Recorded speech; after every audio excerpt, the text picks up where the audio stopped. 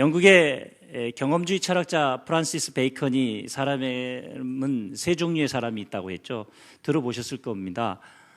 거미 같은 인생, 그리고 개미 같은 인생, 그리고 꿀벌 같은 사람이 있다라고 했죠. 거미는 이기적인 사람, 어두운 곳에 거미줄을 치고 지 먹을 것만 딱딱 챙겨서 먹는 이기적인 사람, 그리고 개미는 개인주의적 사람, 자기 일을 하죠. 거미는 일도 하지 않고, 사실 뭐 그렇죠. 그런데 이제 개미는 자기 거 누구에게 주지도 않고 자기 거 자기만 먹는, 그리고 마지막 꿀벌은 이타주의적 사람이라고 했죠. 자기도 먹고 사람들에게도 유익을 주는, 그랬습니다. 정말 잔잔했어요. 용권사님 간증이.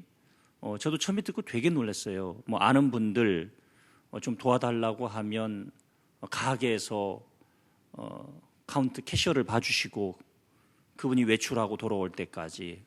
그런데 그분들이 우리 교회로 영혼들을 이렇게 연결시켜 주시고, 그냥 뭐 누구를 딱 찍어서 전도하는 것도 굉장히 중요하지만 어디를 가든지 꼭 필요한 사람이 되겠다라고 했을 때 그것이 영향력이 되는 또 하나의 모습을 우리가 봤던 거죠.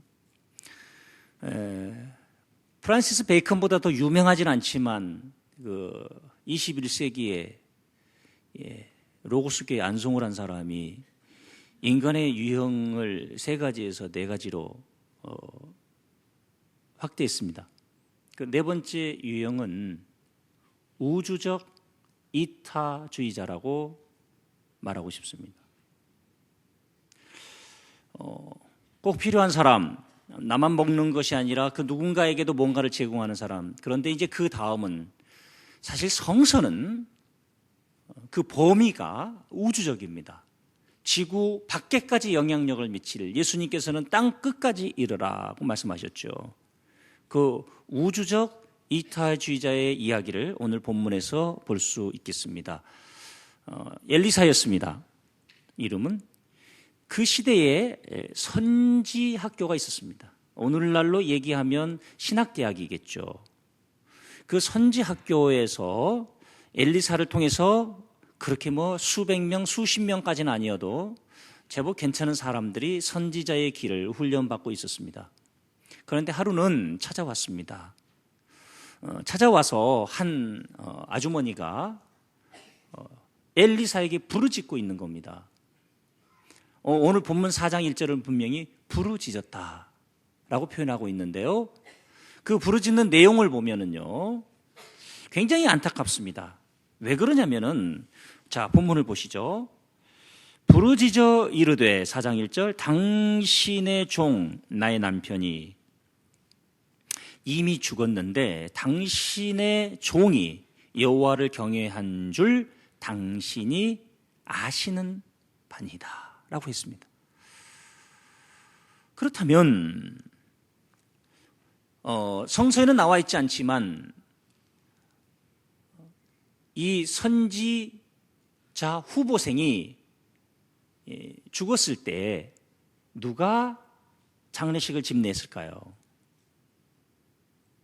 엘리사가 외국에 나가 있지 않는 한은 그 장례식을 엘리사가 집례했을 것이고 그 장례식 설교도 엘리사가 했을 텐데, 이 부인은 당신의 종이다.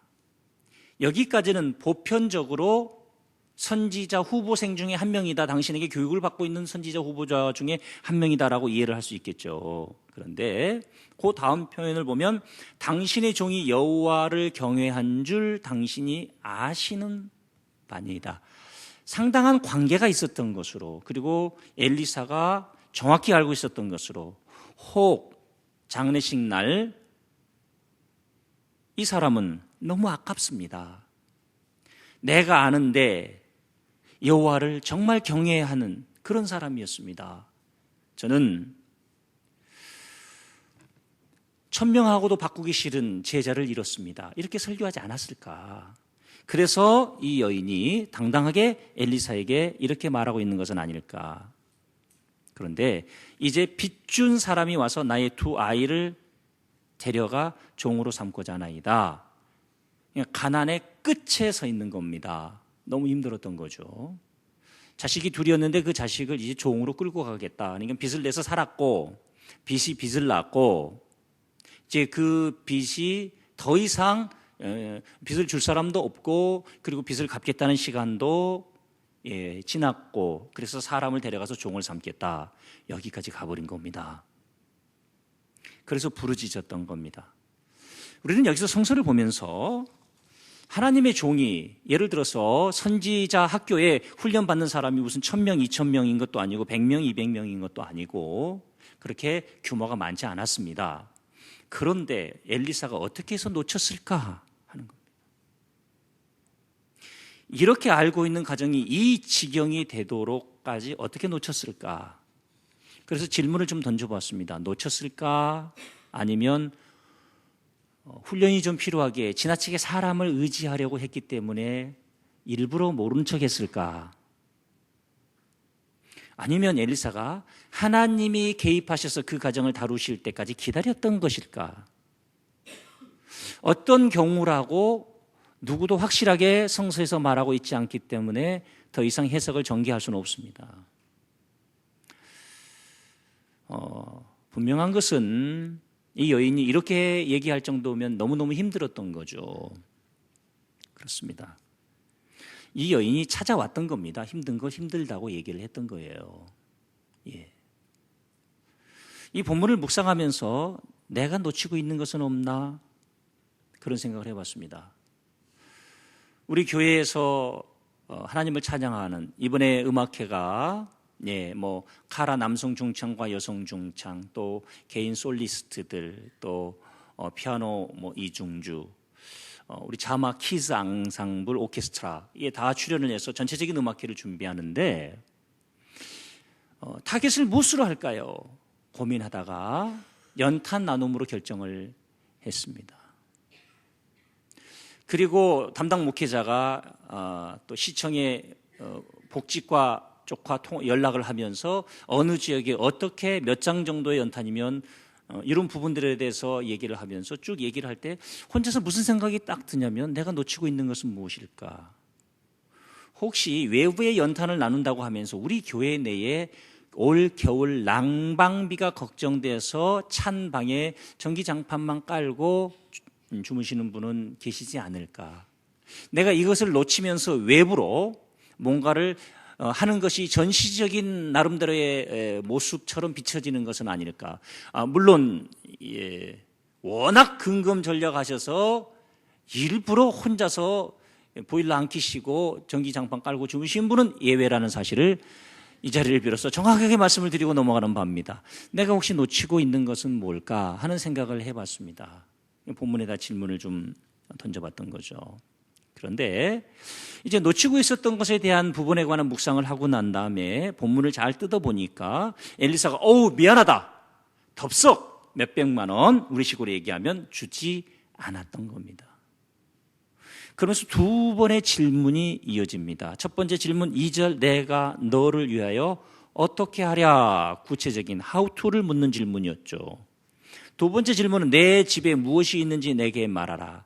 저는 이 두 가지 질문을 진단 질문이라고 이름 붙였습니다. 도와주면 될 일이지 집에 무엇이 있는지를 왜 물었을까? 그러면 그 집에 예를 들어서 상황을 정확히 파악하기 위해서 이랬을까? 이 사람이 정말 가난한 건가 가난하지 않은 건가? 혹시 뭔가 좀 숨겨놓는 것이 있는데 도와달라고 말하는 잘못 도와주는 것이 굉장한 문제가 되기도 합니다. 사람을 더 버리기도 하거든요. 이거보다 어려운 게 없는 것 같아요. 어떻게 보면 목회하는 것보다 설교하는 것보다 누군가를 돕는 일이 가장 어려운 것 같아요. 그래서 기도하고 진단 질문을 해야 되는데요. 여기서 이 여인의 대답을 보면은 기름 한 그릇 외에는 아무것도 없나이다. 정직한 대답을 하죠. 그런데 엘리사는 그 기름 한 그릇과 함께 기름 한 그릇을 이용해서 기적을 베풉니다. 여기서 우리가 기억해야 될 중요한 메시지가 하나 있는데요. 하나님이 기적을 베푸실 때, 하나님이 하나님의 일을 하실 때 그가 가지고 있는 것과 무관한 일을 하지 않으셨다는 겁니다. 자, 신약으로 넘어가서 오병이어의 기적의 현장에서도 한 아이가 가지고 있었던 보리떡 5개와 물고기 2마리를 가지고 축사하셨죠. 야, 그 치사하게 걔한테 그냥 주시고 그냥 먹이시면 될 일이지 그걸 이용할. 가나의 혼인잔치에서도 그 잔치집에 있었던 항아리 6개, 아구까지 물을 가득 채우라. 그것은 무슨 얘기일까요? 오늘 기적이 필요한 이 시대의 사람들에게, 그리고 우리는 이 기적의 한 자리 앞에서 지금 나에게 있는 최소한의 것이 무엇인지, 마지막 남은 것이 무엇인지, 그것을 통해서 일을 하시는 하나님이신 것을 보셔야 합니다. 그래서 우리의 미래는 절대 과거와 무관할 수 없습니다. 과거를 잊어야 할 것이 있지만 과거를 통해서 배워야 하고, 과거는 미래를 위한 준비입니다. 그런데 어떤 분들이 기적을 바란다거나 새로운 일을 시작할 때 과거는 다 지워버리고 싶은 것이 현실입니다. 사실이에요. 저도 가끔 목회하다 보면 제가 부족한 부분이 너무 많고, 이미 17년 전과 오늘의 모습을 보면 17년 전의 저의 모습 끔찍하죠.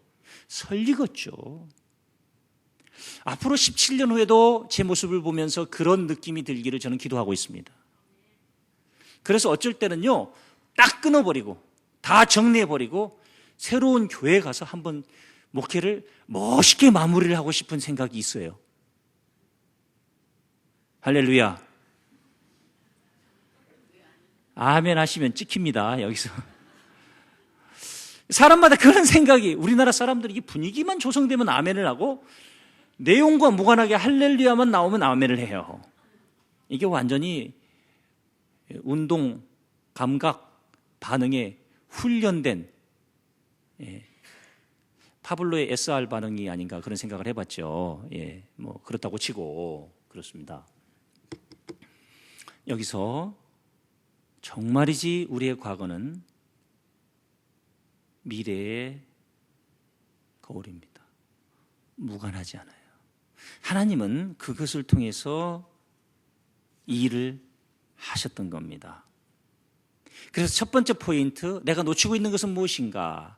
과연 엘리사는 어떻게 해서 이 가정이 이 지경까지 가는데 놓쳤던 것인가? 두 번째, 제대로 된 진단 질문 해야 된다는 겁니다. 섣불리 돕는 일을 위해서 덤벼들지 않았습니다. 엘리사가 정확한 진단 질문을 2가지나 했다는 것과, 세 번째, 이제 그가 누가 그거밖에 없어? 이것이 아니라 그의 가정에 있었던 마지막 그녀의 빈 그릇. 오늘 설교 제목이 무슨 드라마 이름 같아요. 그녀의 빈 그릇. 누가 잡았는지 참 제목도 잘 잡은 것 같아요. 당장 2부 예배 끝나고 카페에 갔는데 설교 제목을 바꿔서 저에게 말하는 분이 계셨습니다. 일단 빈 그릇, 비었다는 것에 대해서 묵상을 해봤어요. 부산에 집회를 가면서 비행기 안에서도, 끝나고 올라오는 KTX 안에서도 계속해서 묵상을 해봤어요. 그러면서 성서에서 빈 그릇은 어디 있었나 봤더니 가장 첫 번째 빈들이 나오죠. 그죠? 어떤 들이죠? 여자와 아이를 뺀 5,000명이 모였는데 먹일 것이 없었습니다. 사람들은 그때 굶어 죽게 되었구나, 없는 것을 보지요. 없는 것을. 그런데 예수님은 있는 걸 보셨습니다.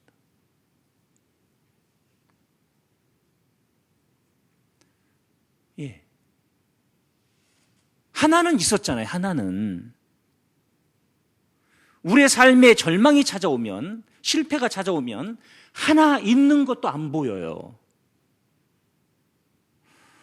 빈 들이 있었고 빈 배가 있었더라고요.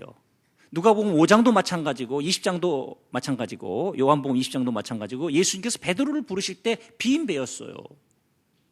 처음 부르실 때 그리고 십자가 지시고 난 다음에 부활하셔서 베드로를 다시 콜링하실 때 두 번 다 빈 배였어요. 사람들은 빈 배를 실패라고 말하지만, 그죠?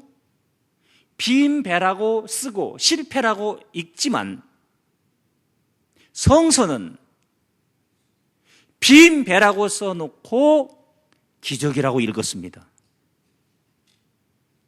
기적이 일어날 순간이었습니다. 두 번 다 기적이 일어났습니다. 세 번째, 빈 무덤이 있었습니다. 사람들은 시체 유실이라고 했지만 성서는 부활이라고 읽었습니다. 할렐루야. 네 번째, 빈 손이 있습니다. 창세기 31장 42절로 가보겠습니다. 예, 우리 아버지의 하나님, 아브라함의 하나님, 곧 이삭이 경외하는 이가 나와 함께 계시지 아니하셨더라면 외삼촌께서 이제 나를 빈 손으로 돌려보내셨으리다마는, 그죠? 정말 우리가 이런 현장을 맛봐요. 아, 이거 정말 빈 손이네. 죽도록 수고했는데 아무것도 남는 게 없네. 어떻게 이렇게 나를 보내지? 그럴 때 하나님이 내 고난과 내 손의 수고를 보시고 하나님이 보고 계십니다. 할렐루야. 하나님이 보고 계세요. 그리고 어젯밤에 외삼촌을 책망하셨어요. 하나님이 개입하실 순간이 빈손이었습니다. 또 빈 땅이 있습니다. 세상은 황무지라고 있지요. 에스겔서 36장 10절은요. 내가 또 사람을 너희 위에 많게 하리니,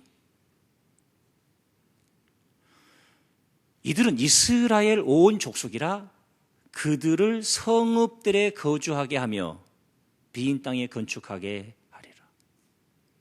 사람들은 황무지로 볼 때 성서는 건축물로 읽었습니다. 보이지 않는 사람들이 살 성을 보았습니다. 할렐루야. 이렇게 묵상하면서 스마트폰에다가 설교에 대한 묵상 내용들을 계속, 아마 그렇습니다. 거의 목사가 주일 설교를 한 편 준비하기까지 주일날 이 3부 예배가 맞춰지면 점심 식사를 하고 서재에서 다음 주일 설교 본문을 스케치를 합니다. 그리고 묵상하며 새벽 기도 시간에 주시는 말씀이 있으면 스마트폰 메모 기능에다 막 저장하고 이동하면서 막 하고, 안 되면 막 녹음을 시키고, 이게 적을 수가 없어. 운전하다가 막 하나님 주신 놀라운 은혜가 있으면 녹음을 시키고, 뭐 이렇게 용을 써도 이 정도밖에 설교 못하니까 여러분들이 저를 위해서 기도 많이 해주셔야 됩니다. 막 어쩔 때는 운동을 할 때도 주실 때가 있어요. 이렇게. 예. 그래서 제가 운동권입니다. 그런데 쫙 타고 올라오는데 빈들, 빈손, 빈 무덤, 빈 배 또 있더라고요. 빈 잔. 그래서 빈 잔을 검색해 봤더니 그대의 싸늘한 눈가에 고이는 이슬이 아름다워 하염없이 바라보네 내 마음도 따라오네. 이거 아니야. 가만히 생각해 보니까 성서는 쓴 잔이더라고. 빈 잔이 아니라. 주님의 쓴 잔을 맛보지 않으면 주님의 고난을 모르리. 쓴 잔이더라고.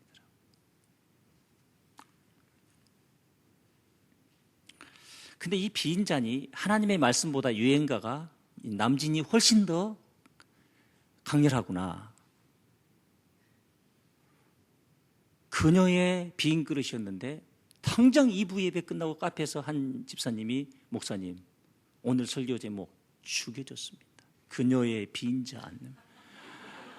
내가 언제 설교 제목을 그녀의 빈잔이라고 했냐고요. 제가 남진을 미워하기로 했습니다. 그런데 이걸 넘겨버리려다가 가만, 그녀의 싸늘한 눈가에 고이는 이슬이 아름다워? 하염없이 바라보네 내 마음도 따라오네. 그 여인의 빈 그릇, 비참한 삶을 보며 나는 불편해할까, 따라울까?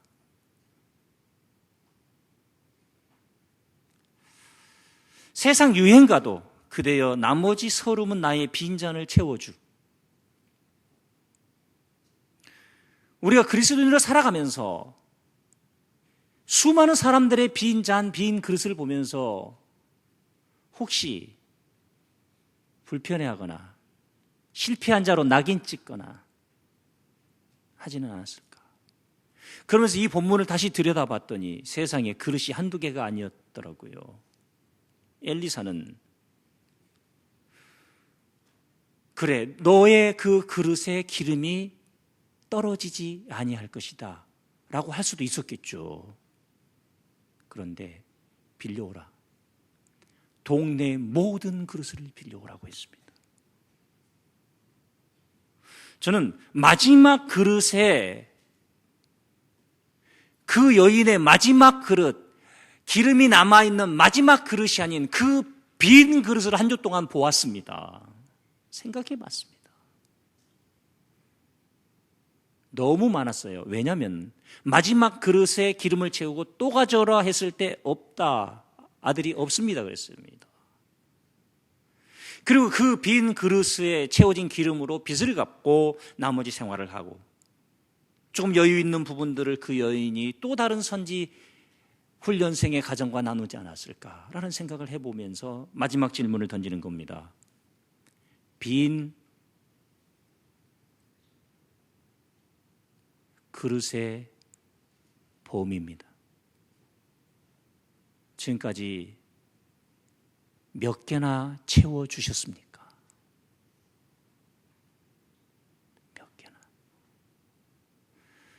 몇 개나 채워주셨습니까? 그러면서 창세기 12장 1절 말씀이 생각났어요. 너는 본토 친척 아버지 집을 떠나 내가 내게 지시할 땅으로 가라. 내가 너로 큰 민족을 이루게 하리라. 얼마나 많은 크리스천들이 아브라함과 같이 복의 모델이 되기를 원하십니까? 얼마나 많은 크리스천들이 아브라함 같은 영향력, 믿음의 조상이 되기를 바라십니까? 그런데 여기서 반드시 이해해야 될 단어, 얼마나 많은 사람들이 큰 민족을 이루기를 원하십니까? 얼마나 많은 사람들이 성공한 사람이 되기를 원하십니까? 얼마나 많은 사람들이, 우리의 자녀들이 빌 게이츠와 같은 사람이 되기를 원하십니까? 그런데 하나님의 관심은 아브라함만이 아니었습니다. 내가 너로 큰 민족을 이루게 하리라는 이 민족이라는 단어가 히브리어로 고이란 단어가 있고 암이란 단어가 있습니다. 암은 단일 민족 공동체입니다. 혈연 공동체예요. 고이는 다민족 공동체예요. 그런데 그 시대에도 아브라함이 언제 갈대아 우르 외에 다른 세상을 보았다고 하나님이 쓰셨던 단어는 고이입니다. 아브라함이 목적이 아니에요. 이스라엘 백성이 목적이 아니에요. 땅 끝까지 이르러 내 증인이 되는 하나님의 관심은 다민족 공동체. 제자 오카놈이라는 영화를 봤습니다. 두 가지를 아쉬워하셨습니다. 오카놈 목사님은. 하나는 뭐였냐면 가족을 잘 못 돌본 부분. 그런데 얼마든지 돌볼 수 있었다, 관심이 없었다라고 아쉬워하셨습니다. 두 번째는 한국 교회를 돌보지 못했다. 저 역시 은퇴하시는 선배님들께 다 여쭤봤습니다. 공통적으로 성공한 목사님들, 그 성공이라는 단어를 어떻게 이해할지 모르겠습니다만은 대형교회 목사님들 공통적으로 하시는 얘기가 가족을 돌보지 못했다.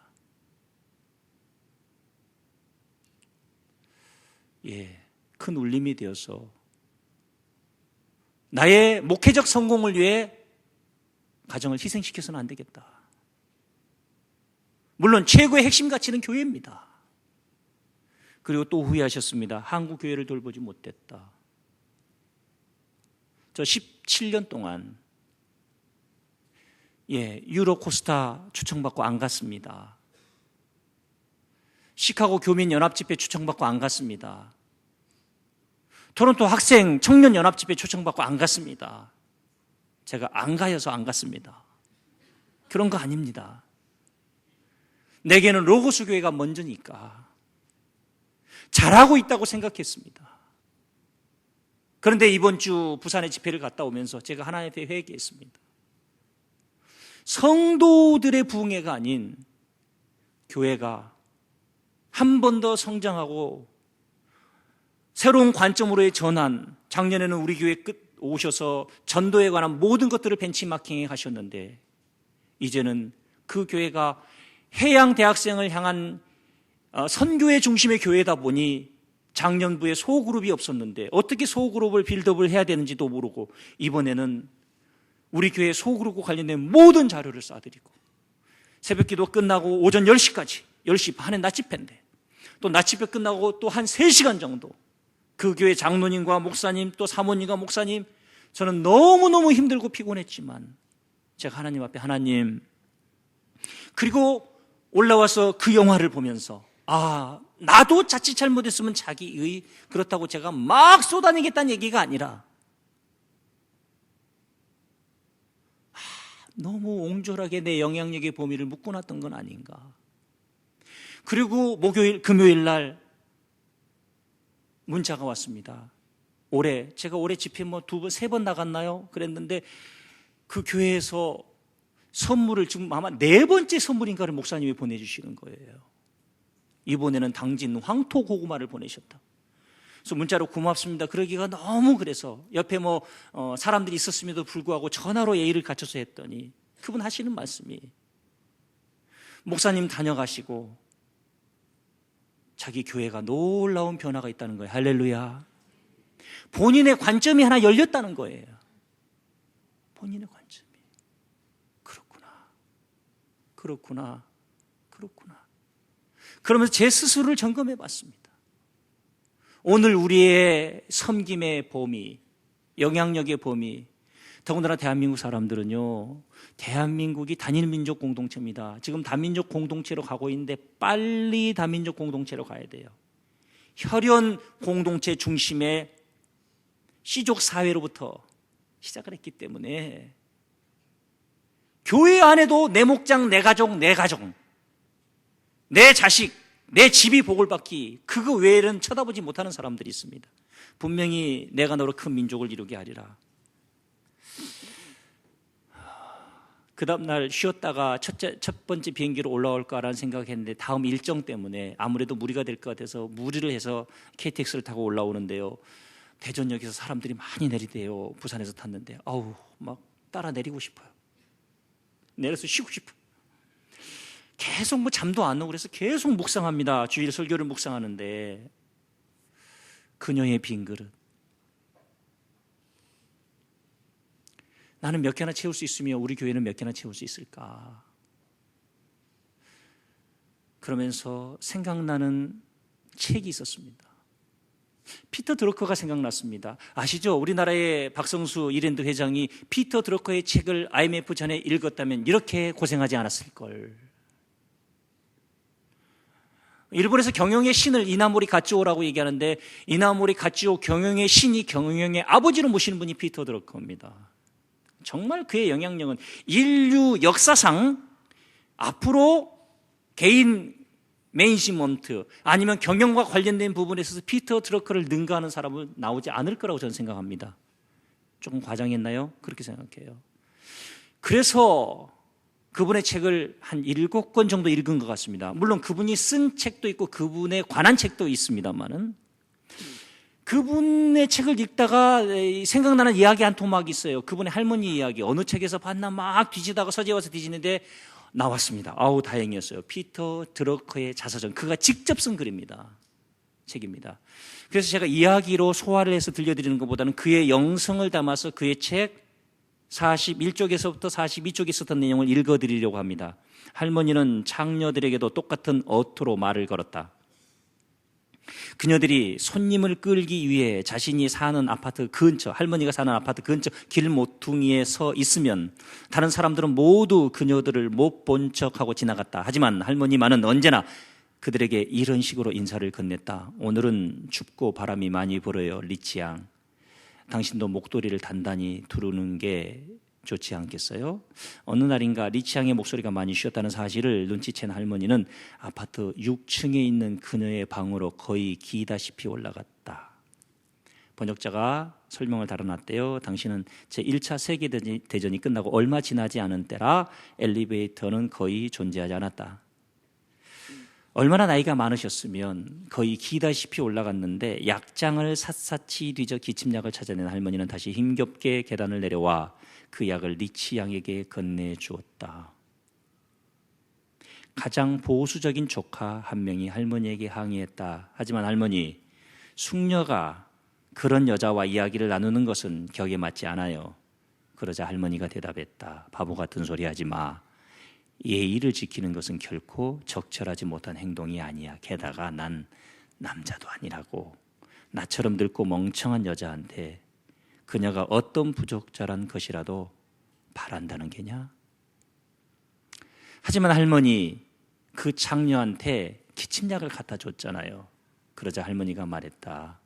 너희는 언제나 그 여자들이 남자들에게 옮기는 끔찍한 성병만 걱정하지만 그것에 관해서는 나 역시 아무런 도움도 주지 못해.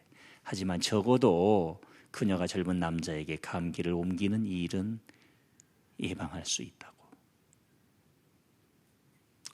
자동차 사고로 죽기 직전 자신을 친 운전사가 병원으로 모셔다 드리겠다고 하자 그 순간에도 당신 차에 낯선 여자가 타고 있으면 당신의 명예가 손상될지도 모른다며 앰뷸런스를 불러달라고 말할 정도였다.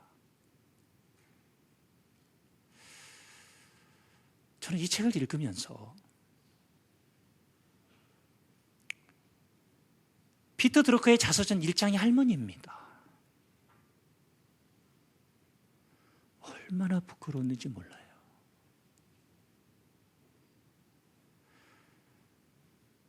나의 섬김의 한계는 우주적 이타주의자의 어느 선까지 갈 수 있을까?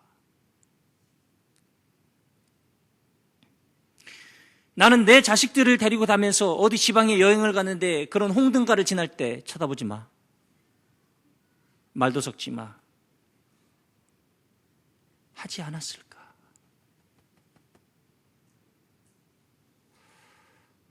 피터 드러커가 그냥 나온 게 아닙니다. 정말 성서를 읽으면서 수많은 부끄러움을 느꼈지만 어느 책을 읽으면서 이보다 더한 얘기들이 수두룩빽빽해요. 그 바람둥이 할아버지하고 어떻게 살았냐 물었더니 피터 드러커에게 할머니가 한 말.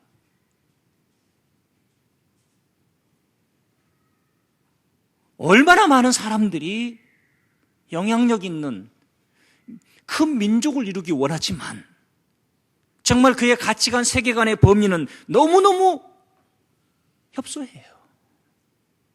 지나치게 도덕적이고 자기 의의가 가득 차 있고. 오늘 행복한 동행을 위한 우리의 초청 대상자는 누굽니까? 예수 그리스도의 십자가의 복음에, 그분의 피 묻은 복음에 영향력이 어디까지입니까? 우리 로고스 교회가 그 영향력과 그 수준이 멈추지 않기를 축복합니다. 피터 드러커는 늘 이런 질문을 마음에 담고 살았죠. 나는 어떤 사람으로 기억될 것인가? 오늘 본문 엘리사는 어떤 사람으로 기록되고 있습니까? 하나님의 책이 쓰여진다고 할 때, 로고스 교회의 30년 역사책이 편찬된다고 할 때, 나는 어떤 사람으로 기억될 것 같습니까?